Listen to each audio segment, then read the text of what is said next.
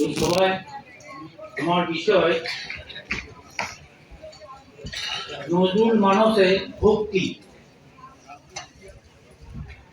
কবি প্রেমেন্দ্র মিত্র মহাশয় নজরুল প্রসঙ্গে দুটি বিশেষণ ব্যবহার করেছেন, একটি অশান্ত নজরুল আর একটি প্রশান্ত। আমি এই দুই বিপরীত ভাবনা বা এই দুই বিশেষণের মধ্যে আমার বক্তব্যকে রাখার চেষ্টা করছি। আমাদের অশান্ত কবি নজরুলকে চিনে নিতে খুব একটা কঠিন হয় না, সহজেই কবিকে চিনে নিতে পারি। 1922-এ যে বিক্ষুব্ধ প্রতিবাদী ধ্বংসগামী বিদ্রোহী যে কবি, সেই কবি অশান্ত কবি প্রেমেন্দ্র মিত্রের কথা। এই কবি পরে আমরা দেখছি, যদিও তিনি আগেই ঘোষণা করছেন তার অগ্নিক্ষরা উক্তি, তিনি স্বয়ং ভৃগু, তিনি নিজে ঈশ্বর পরমেশ্বর সবকিছু, তার কাছে কারোর মান্যতা নেই, অর্থাৎ তিনি কাউকে মান্য করেন না। এর পরেই এই বিদ্রোহী কবি, এই বিক্ষুব্ধ কবি, এই অশান্ত কবি মোহভঙ্গ ঘটছে। আমরা কান্ডারি হুঁশিয়ার ধরিয়া আমার কৈফিয়তে কবি এই যে একটু পরিবর্তন সেটা লক্ষ্য করছি। কবি ক্রমশ বিদ্রোহী সত্তা থেকে, তার অশান্ত সত্তা থেকে বেরিয়ে আসছেন। কবি নজরুলের ভাবগত বিবর্তনের বা কোনো পরিবর্তনের একটা ছায়া ক্রমশ স্পষ্ট হচ্ছে, এবং সেটি 1937-এর পরে, 1937 থেকে 1940-এর পরিসরে এই যে ভাবগত কোনো বিবর্তন, এটি স্পষ্ট হচ্ছে। এই সময়ে কবির যে মানসিকতা, সে সম্পর্কে কিছু তথ্য দিচ্ছেন কবি নজরুলের আত্মজ কাজী অনিরুদ্ধ মহাশয়। কাজী অনিরুদ্ধ মহাশয় তার নজরুল সুর সঞ্চয়নের 2য় খণ্ড, যেটি আমরা বল রে জবা বল এই নামে জানি, তার নিবেদনে বলছেন, বলুন একটু যে অগ্রজ বুলবুল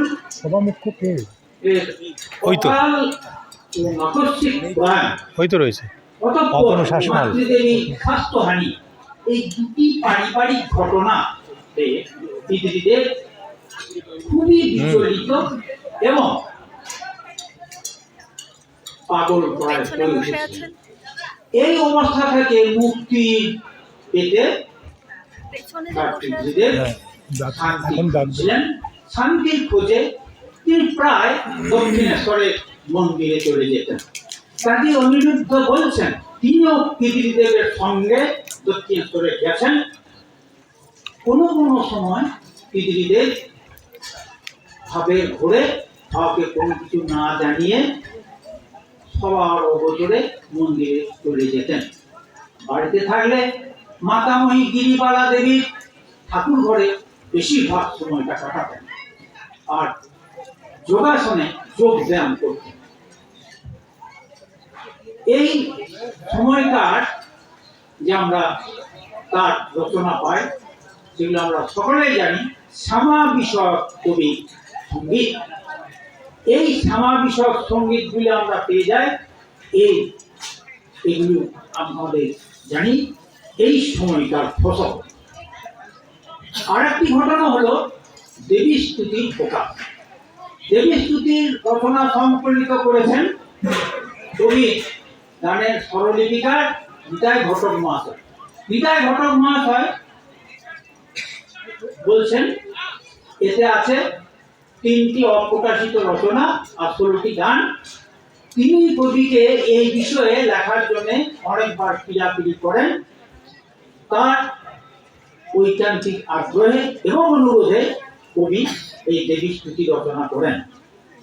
এই দেবীস্তুতি রচনার আগে কবি মানসিকতা সম্পর্কে তার ভূমিকাতে নিতাই ঘটক মহাশয় বলছেন, এই দেবীস্তুতি লেখার আগে কবি হিন্দু ধর্মের বিভিন্ন শাস্ত্র গ্রন্থ গভীর মনোযোগ সহকারে অধ্যয়ন করছেন।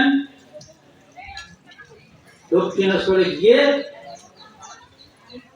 জ্ঞানী গুণী সাধু সন্তদের সঙ্গে শাস্ত্র আলোচনা করছেন, শাস্ত্র আলোচনা শুনছেন, বাড়িতে যোগ সাধনাও করছেন। এ সময় কবি পুরোপুরি আমিষ আহার বর্জন করে দিয়েছিলেন। বিধবা শাশুড়ি মাতার সঙ্গে দিনে রাতে এক বেলা সাত্বিক আহার করতেন। এই সময়কার কবির যে সাত্বিকতা, কবির যে নিষ্ঠা, কারণ নজর এড়াতো না। এই দেবীস্তুতি ভূমিকা লিখেছেন বর্তমান বিশ্ববিদ্যালয়ের সংস্কৃত ভাষা এবং সাহিত্যের বিভাগীয় প্রধান অধ্যাপক এবং বিশিষ্ট পণ্ডিত ডক্টর গোবিন্দ গোপাল মুখোপাধ্যায় মহাশয়। গোবিন্দ গোপাল মুখোপাধ্যায় মহাশয় নিজে প্রাচীন শাস্ত্রীয় সঙ্গীতে বিশিষ্ট শিল্পীও। গোবিন্দ গোপাল মুখোপাধ্যায় মহাশয় বলছেন, স্বভাবে এবং স্বরূপে কবি নজরুল মাতৃভক্ত এবং পরম শাস্ত্র। এই যে গোবিন্দ গোপাল মুখোপাধ্যায় মহাশয় পরম শাস্ত্র এবং মাতৃভক্ত দুটি বিশেষণ আরোপ করলেন কবি নজরুলের নামের পাশে, তখন তো কবি জীবিত। কবি কিন্তু এই ভূমিকাটি করেছিলেন। তার কোনো বিরূপ প্রতিক্রিয়া যেহেতু পাওয়া যায়নি, আমরা ধরেই নিতে পারি যে কবি এই বিশেষণ দুটিতে সম্মত ছিল। এই যে গোবিন্দ গোপাল মুখোপাধ্যায় মহাশয় বললেন তিনি ছিলেন মাতৃভক্ত এবং পরম শাক্ত, এই শক্তি তত্ত্ব এবং মাতৃস্বরূপের নবভাষ্যকার হিসেবেই তিনি আমাদের কাছে কবি নজরুলকে তুলে ধরছেন। বস্তুত আমরা ধরেই নিতে পারি যে নবভাষ্য রচনা নজরুলের যে প্রতিভা, তার শেষ পূরণ, এটা আমরা ধরে নিতে পারি। কেননা 1937 থেকে 1940-এর এই যে পরিসর, এই আমরা পরিণত কবি নজরুলকে পাই। এখানে যে সমস্ত রচনা আমরা করছি, সেখানেই আমরা নজরুলকে তার স্বাভাবিক চেহারায় পাচ্ছি। তার পরবর্তীতে তিনি অসুস্থ হয়ে পড়েছেন, তিনি আর লেখার অবস্থায় নেই। তাই এই যে নবভাষ্য রচনা কবি প্রতিভার শেষ পূরণ হিসেবে আমরা ধরে নিতে পারি।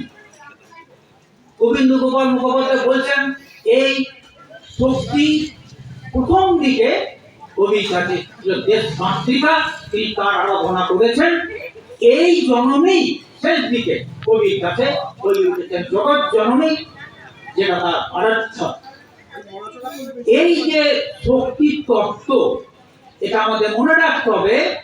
তখন কিন্তু এই সমান্তরালে মধ্যযুগীয় শাক্ত পদাবলী প্রচলিত ছিল। শাক্ত পদাবলী পদকর্তাদের কল্পনায় এই শক্তি একটা বিশিষ্ট ভাবমূর্তিতে প্রতিষ্ঠিত। কারণ এটি একটি প্রাচীন কল্পনার দিক থেকে কবি নজরুলের কোনো নূতনত্ব নেই। কবির নূতনত্ব কোথায়? কবির স্বাতন্ত্র কোথায়?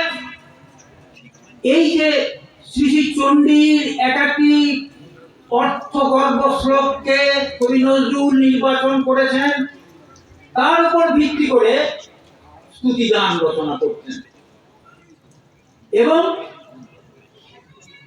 গদ্যে ভাষ্য এবং টিকা যোজনা করলেন। নজরুলের অভিনবত্ব এখানেই।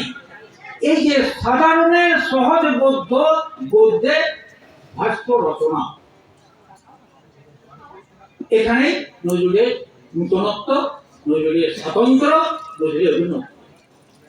সাহিত্যের পরিভাষায় এই গ্রন্থকে বলা যেতে পারে স্তোত্রগ্রন্থ।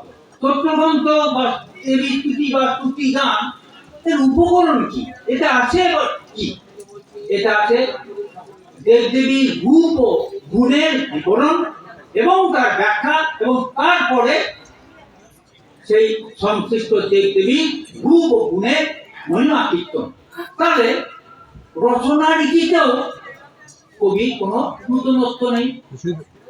কবির অভিনবত্ব কোথায়? ওই সহজ গদ্যে, যেটা সাধারণ বুঝবে সেই ভাষায়। এই সহজ গদ্যেই কবি বলছেন যে কালের পক্ষে লীলা করছেন বলেই এই শক্তি, এই আত্মা শক্তি কালী বিশ্বের সমস্ত কিছু যখন আকর্ষণ করছেন, এই শক্তি কৃষ্ণ। এই আত্মা শক্তি যেমন সৃষ্টির কাজে ব্রহ্মা পালন করতে হিসাবে বিষ্ণু সংহার করছেন রুদ্র। তাহলে ব্রহ্মা, বিষ্ণু, রুদ্র এই ত্রিমূর্তি আমরা যে পাচ্ছি আত্মা শক্তি বিভিন্ন ক্রিয়ার জন্য। যে যে ক্রিয়ায় শক্তি ক্রিয়াশীল, যখন কিছুই করছেন না, নিষ্ক্রিয়, তখন এই শক্তি দ্বিগুণ ব্রহ্ম। আমরা বললে যাওয়া বলে 59 পৃষ্ঠায় যদি তাকায়, তাহলে যে লাইনটা আমাদের চোখের সামনে পড়বে সেটি হচ্ছে মহাবিদ্যা আত্মা শক্তি পরমেশ্বরী কালিকা। এই কালিকা সম্পর্কে কবি নজরুল বলছেন, এই কালিকা তিনটি বিভাগ বা তিনটি বিভূতি: মহাকালী, মহালক্ষ্মী এবং মহাসরস্বতী। এই যে বিভূতি, এই যে শক্তি, নজরুল বলছেন এইটিকে আত্মস্থ করে আমাদের মধ্যে উনি শ্রী চণ্ডীর যে গল্প, যে উপাখ্যান, সেখান থেকে সরে এসেছেন। ওখানে অসুর বলতে তিনি দৈত্য বুঝছেন না বা বোঝাতে চাইছেন না। ওনার কাছে অসুর হচ্ছে আমাদের মধ্যে যে অসুর বৃত্তি, যে সুরগুণ সম্পন্ন নয়, যেটি দৈবী গুণ সম্পন্ন নয়, যেটি আমাদেরকে এই বিভূতি, এই শক্তিকে আত্মস্থ করে আমাদেরকে নিজেদের মধ্যে আত্মসচেতন, আত্মবোধন ঘটাতে হবে। এই যে প্রচলিত যে পৌরাণিক যে অধ্যাত্ম ভাবনা, সেখান থেকে সরে এসে নজরুল জীবনমুখী করলেন এই শ্রী চণ্ডীকে। এযাবৎ শ্রী চণ্ডী ছিলেন কি অবস্থায়? লাল বস্ত্রের মোড়কে চন্দন চর্চিত বিল্লপত্র পুষ্প আচ্ছাদিত হয়ে হয় সিংহাসনে, নতুবা তাকে তোলা। নজরুল সেখান থেকে লাল বস্ত্রের উন্মোচন ঘটিয়ে চণ্ডীকে আমাদের জীবনে প্রয়োগ করলেন। শ্রী চণ্ডীকে আমাদের জীবনে যে প্রয়োগ করা যায়, আমাদের যে বাস্তবমুখী করা যায়, আমাদের জীবনে যে প্রয়োগ আছে, সেটি দেখালেন। কবির মধ্যে আমরা পাচ্ছি যে রাঙা জবা, রাঙা পায়ে রাঙা জবা দেখে কবি বিস্মিত। রাঙা জবার কবি বলছেন তার বিনম্র প্রশ্ন, বিনম্র জিজ্ঞাসা, যে কোন সাধনায় পেলি শ্যামা মায়ের চলন্ত।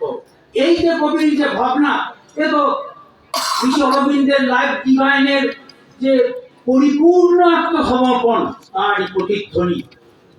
পরিপূর্ণ আত্মসমর্পণের এই যে বার্তা, এটি তো ভক্তির বার্তা।